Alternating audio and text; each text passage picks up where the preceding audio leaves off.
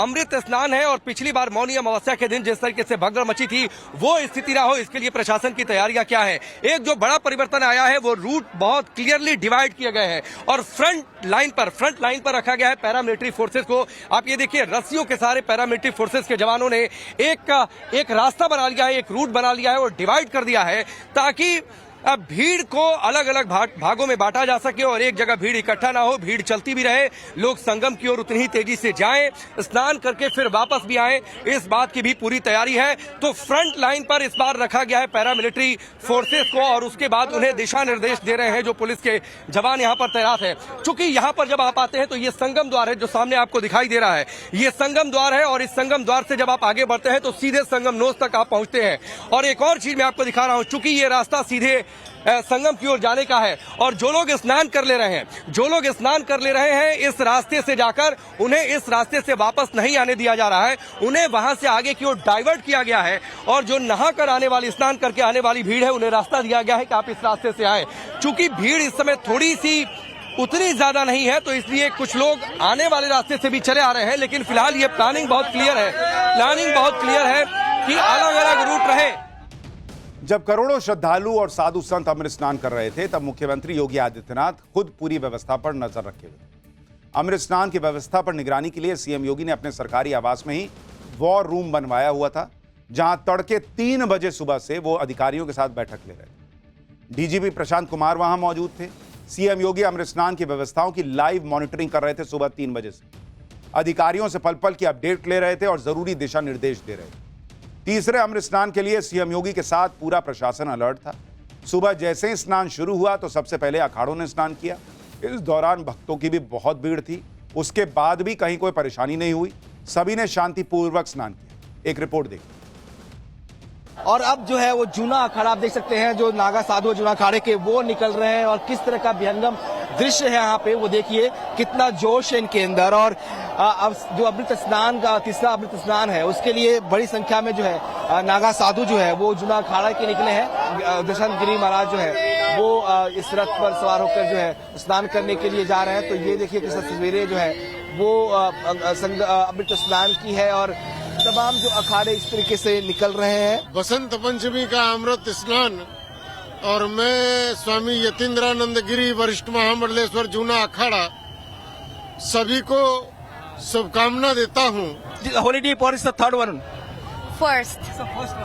That's you are excited for that? Very excited. It's her third one.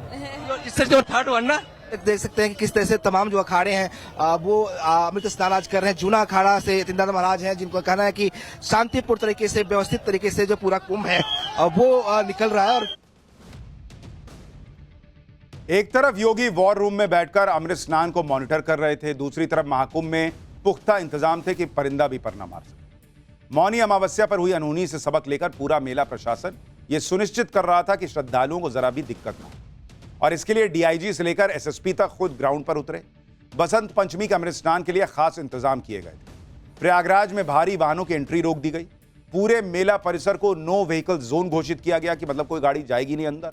VVIP movement को भी पूरी तरह प्रतिबंधित कर दिया गया। मेले में एंट्री और एग्जिट पॉइंट अलग अलग हों यह सुनिश्चित किया गया। सीएम योगी पर्सनली सारी व्यवस्था देख रहे थे और प्रशासन ने भी इस बार कोई कोताही नहीं बरती, जिसका सिर्फ एक ही मकसद था कि श्रद्धालुओं को सारी सुविधाएं मिल सके, कोई मिसहैपनिंग ना हो और इसका इफेक्ट महाकुंभ में क्लियरली दिखा। टाइम्स नाउ न भारत के कैमरे पर महाकुंभ की टाइट व्यवस्था पर लोगों ने क्या रिएक्शन दिया है, सुनिए एक बार।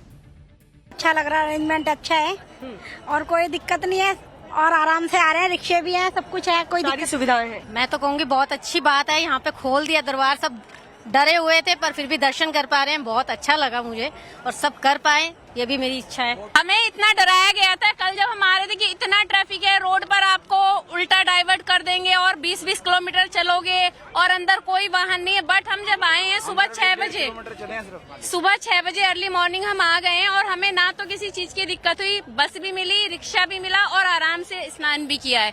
कोई रश नहीं है, कोई धक्का मुक्की नहीं। यूपी सरकार जिंदाबाद। 1.5 किलोमीटर करीब चले हैं, बाकी हम कहना हमारे को पूरी सुविधाएं मिली हैं, बस भी मिली है हमारे को, आगे ई रिक्शे भी मिले हैं, कंफर्ट आए हैं, बिल्कुल कोई वो नहीं है, परेशानी नहीं है। तो जया बच्चन के हिसाब से ये लोग झूठ बोल रहे होंगे। राम गोपाल यादव के हिसाब से ये लोग झूठ बोल रहे होंगे। महाकुंभ अपने आप में बहुत विशाल आयोजन है, संख्या के हिसाब से भी और स्केल के हिसाब से, और वो भी 144 साल बाद शुभ संयोग की वजह से महाकुंभ और महत्वपूर्ण हो। और इतने बड़े आयोजन की ब्रांडिंग विपक्ष एक हादसे से जोड़कर ही कर रहा है। महाकुंभ में देश दुनिया से लोग आ रहे हैं और ऐसा नहीं है कि सभी का एक्सपीरियंस नेगेटिव है। ज्यादातर लोग महाकुंभ की व्यवस्था से संतुष्ट हैं। तो महाकुंभ पर एक हादसे के आधार पर बार बार अटैक करना कितना सही है? और अगर हादसे की बात है तो ऐसे हादसे दुनिया के कई देशों में धार्मिक यात्राओं के दौरान हुए हैं, उन पर भी सवाल उठे, लेकिन उनकी पहचान उन हादसों से नहीं है। पिछले ही साल हज यात्रा के दौरान मक्का में सैकड़ों लोगों की मृत्यु हो गई थी। मक्का मदीना में ही भीषण गर्मी की वजह से पिछले साल करीब 1500 यात्रियों की जान गई थी। ऐसा भी नहीं कि हज यात्रियों के लिए व्यवस्था नहीं थी, व्यवस्थाएं थी, गर्मी से बचने के लिए भी व्यवस्था थी, लेकिन फिर भी हादसा हुआ, 1500 लोग मर गए। लेकिन क्या आपने ये सुना कि हज की पहचान बना दी गई हो कि वहां तो लोग मर जाते हैं, वहां तो कोई व्यवस्था नहीं होती? आप ये भी ध्यान रखिए कि जितने लोग एक अमृत स्नान पर संगम में डुबकी लगा रहे हैं, उतने लोग तो टोटल हज यात्रा पर जाते हैं। हज में उतने यात्री नहीं जाते जितने महाकुंभ में आए हुए हैं। आप हज यात्रा को देखिए, हज यात्रा के दौरान आज तक कई हादसे हो चुके, लेकिन हज यात्रा का जब भी जिक्र आता है तो हादसे के बजाय आस्था की बात होती, तब भी व्यवस्था की बात होती। लेकिन महाकुंभ को देखिए किस तरह से टारगेट किया जा रहा है। मैं आपको कुछ आंकड़ों से बताता हूं। हादसा कहीं भी एक भी नहीं होना चाहिए, लेकिन अगर एक भी हुआ है तो वही उस चीज की पहचान बन जाए। मगर अगर आप देखेंगे हज यात्रा, इसमें अगर आप देखेंगे साल, हादसे का साल जब हादसा हुआ, और मरने वाले कितने लोग मरे, जरा उसका आंकड़ा देखिए। एक बार की बात नहीं है। 2015 में, साल 2015 में शैतान पर पत्थर फेंकने की रस्म के दौरान भगदड़ मची, 2300 लोग मरे बॉस, 2300 लोग मरे, इसमें 30 भारतीय भी थे। लेकिन क्या आपने सुना, कईयों को तो पता भी नहीं होगा कि ऐसा हुआ है। और क्या हज यात्रा की पहचान यही बन गई कि वहां तो लोग मर रहे हैं? हज यात्रा 2006 की घटना आपको बताता हूं। 2006 में 360 लोग मरे, 360। भीड़ ने सुरक्षा प्रोटोकॉल तोड़ दिया था। इसी तरह अगर आप देखेंगे 1990 में हज यात्रा के दौरान संकरे रास्ते पर भीड़ जमा हो गई, 1400 लोग मर गए, 1400 लोग मर गए। लेकिन क्या आपने सुना कि मतलब हज की पहचान यही बना दी गई?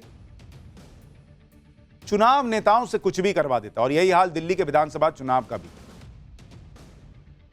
जो भी आपको करना है भाई, वहां अभी अयोध्या में भी चुनाव है, इसलिए भी हो सकता है कि बहुत सारे लोग इसको मुद्दा बना रहे हैं। लेकिन जो सनातनी आ रहे हैं उनको सच्चाई बताना हमारा काम है। कुछ गलत होगा सवाल उठाएंगे, कुछ सही हो रहा है तो वो भी आपको दिखाएंगे।